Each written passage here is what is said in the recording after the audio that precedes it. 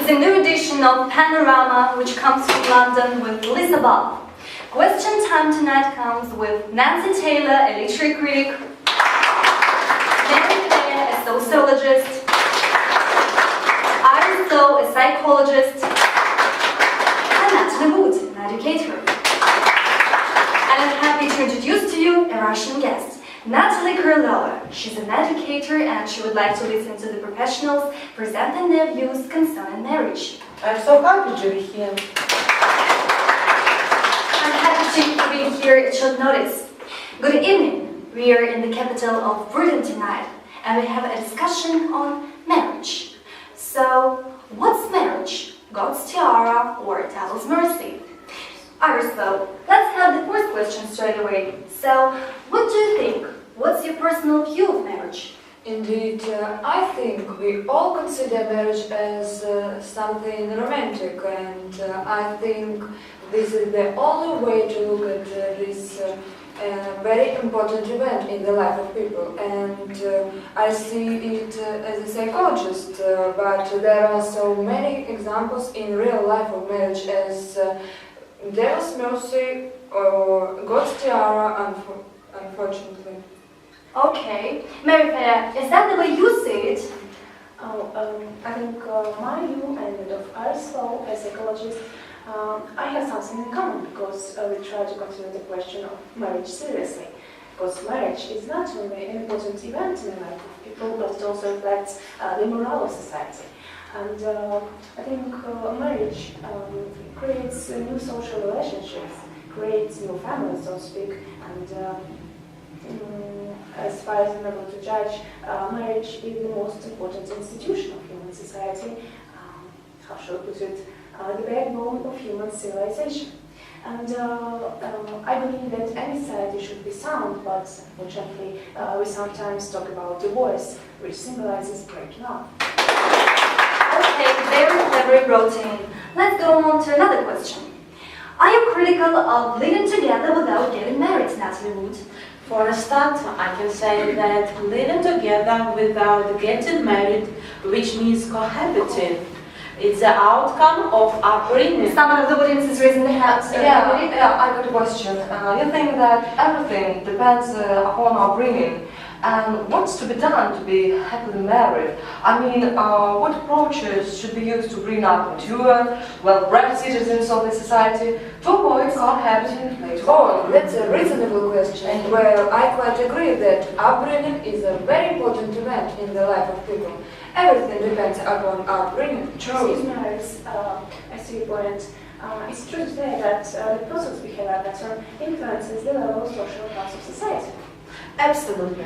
Now back to the question of cohabiting. You know, once it was called living in sin and wasn't socially acceptable. Excuse me, Natalie, this is not the way I see it, but I think it is important to love each other because all we need is love, and no matter whether you're registered or not, you sign an engagement agreement. You know, it is the love between the two, and we have read a lot of books about the role of love, and this feeling is the basis of reliable union of two hearts, and living together without getting married. You know, it's not a sin because they love each other and live happily. And I must say that this feeling is widely described in literary works, and it is good to try to read such books, stories or novels that give a prop of the best. I'd say more that we have had to be happily married. Let me just remind you that the question is about what's marriage? God's tiara or devil's mercy? And I want to ask, going back to the question again. So, do you really think that many people feel bitterly disillusioned after marriage? And what do you think is the cause, Nancy Taylor? As for bitterly disillusioned, actually we're all full of illusions like literary characters, and feeling bitterly disillusioned. Okay, I'd rather focus on Stephen Leacock's writings, because maybe, for example, a husband can't solve a quadratic equation or his wife neglects domestic virtues. You know, some life mates possess no mental human at all, as it really happens. Excuse me, Nancy, you've been very romantic, but what do you mean by possessing no mental human at all? No, it's not me, it's Stephen Leacock, that's his ideas.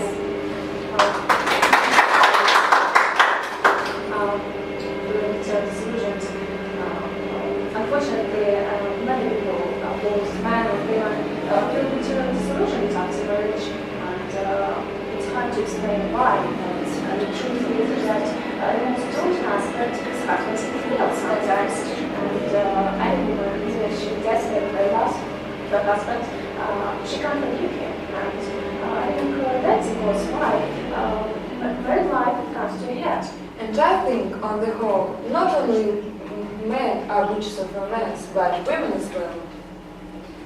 Okay. So, is that you, Nancy Taylor? Is that your view that women are also marriage breakers? You mean Miss Camilla Parker Bowles? Actually, it's a great example of a woman as a big marriage breaker. Well, unfortunately, yes. This story is really very sad, and this story is about Diana Spencer and Prince Charles, actually about their married life. I just remember the interview with Diana Spencer and her saying, there were 3 of us in this marriage. It's a bit too crowded. And as for Camilla Parker Bowles, it just... someone of those is raising their hand. I got a question. Okay, you think that Mrs. Camilla Parker Bowles is a witch of romance, but don't you think that she has the right to be happy? And moreover, she loves Prince Charles. Thank you. But still, Mrs. Camilla Parker Bowles is the character of a real life. But apart from reality, we also sometimes live in fantasy. So from my point of view, both men and women sometimes can be big marriage breakers.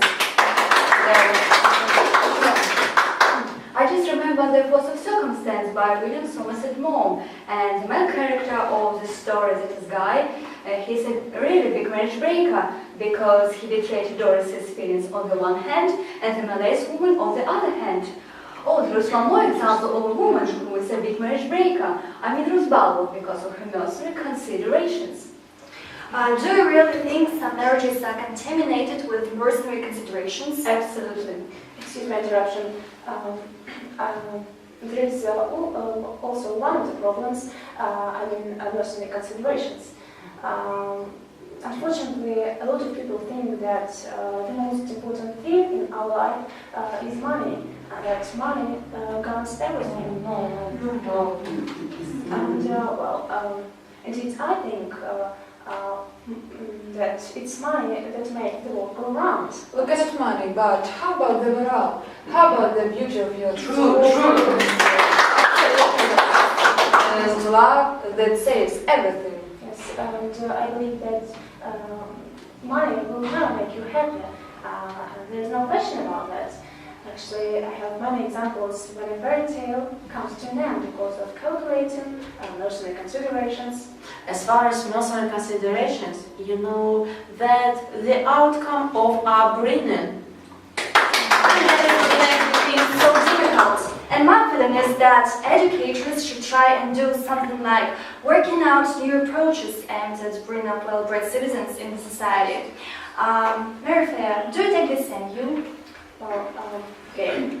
The original source of the problem is really upbringing, and I'm quite sure of that. As for upbringing, it's a complex mechanism of modern personality. There are so many aspects of upbringing to focus on. I see your point, Nancy Taylor, and one of the most aspects is a happy home and a happy family life. That's great. A happy family life, exactly. And of course, reading is a very important source of information. The more you read, I mean literary works in the first place, and the more you read, the more patterns to follow you have, like deep love, affection, respect, and that is what means to be a subtle, sensitive, reliable human being. Yeah. They say every family goes through ups and downs. Do you personally believe that? Ups and downs of a family life. And how can you prove the evidence if you think that every family goes through ups and downs? Aristotle, do you take this at you? You know, it's like, what's marriage? God's tiara or devil's mercy? It's like, it's just like black and white, and there is no doubt about it.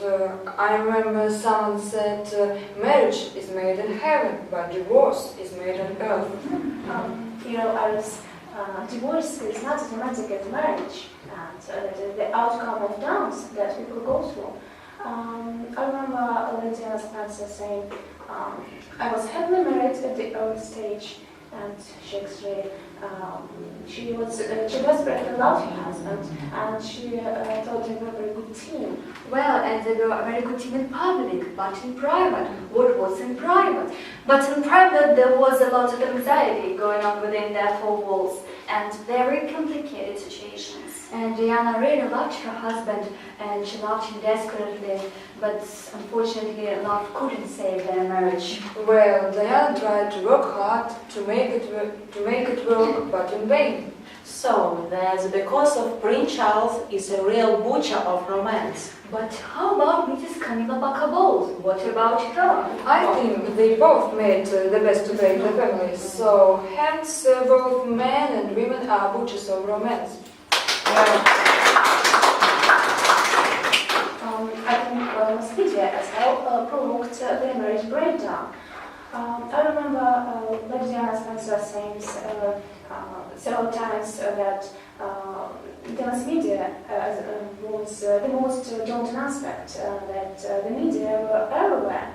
Actually, they promised to be quiet about their marriage, but they didn't. And what is more, a lot of jealousy came with media attention, and that was the beginning of the fairy tale land. And who can argue that families don't go through ups and downs? I'd say that Diana's marriage may be described in the following words. Deep, deep sadness of married life. Probably the fairy tale wasn't to be. Can you imagine the position that Diana Spencer was in? That she wasn't in a position of doing anything about it, of changing it. And that is because of Camilla Bacabos. It is she who is the fuel for the engine of the damaged car. And there was no way out but to separate. Exactly, because life became intolerable and Diana was in the end of her tether. So depression, bulimia and Camilla Parker both the peak of the iceberg. Still, I think it is Camilla Bacabos that is the butcher of their marriage. And as a psychologist, I'm convinced that a woman is in general, a reliable, faithful, affectionate living being capable of crystallizing the world. She's the kind of ozone that is fresh, helpful, useful to breathe. So I'm pretty sure of that. True. According to Aristotle, Camilla Bacabos, it is this lady who is the butcher of romance. And as for Prince Charles, well, he really supported her intentions to renew the relationship. Okay, Mrs. Camilla Bacabos, according to this show, is the principal butcher of romance. But I doubt whether Charles loved Diana, because probably you all watched the interview with Diana, and she felt the depression. She tried to injure herself, her arms, her legs. And she actually was doing that. She was doing that in front of her husband. Yes, exactly. He saw that, but didn't try to help Diana. He wasn't actually concerned about it, rather than using the label Diana unstable, mentally and emotionally imbalanced. Yes, mentally imbalanced and should be isolated. And just imagine her tears openly. That was really out of her character. And as for Prince Charles, well, I don't think that he really loves Diana Spencer. Actually, she was beautiful enough, young. Yes, she was 18 when she got married, and that was a good chance for him to have children for their royal family. And now that he has two sons, William and Harry, why you try and punish Diana for the preference the media showed for her rather than for him? And it was a heavy blow for Diana Spencer. Her heart was broken. It was sad, very, very sad. Yes, deep, deep, profound sadness. A fairy tale comes to an end. So they say every family goes through ups and downs, and that's a bright example, and it's easy enough to prove the evidence. Okay, then, who do you think is more the savior of marriage than the butcher of romance? A man or a woman? You know, I believe a man is the butcher of romance. For example, Prince Charles. And Diana was saying, my husband's eyes were busy, stopping me. You know, letters got lost, this abroad being blocked. Okay, everybody. Whether a man or a woman is the savior of marriage and the butcher of romance, I still think that Lady Diana Spencer is the hero of the 20th century because she's a symbol of love, reliable affections, and also she's a fighter for her own happiness. So, back to the question, what's marriage? God's tiara or devil's mercy? Okay, everybody, we better ask the television viewers and... We agree to differ. Exactly.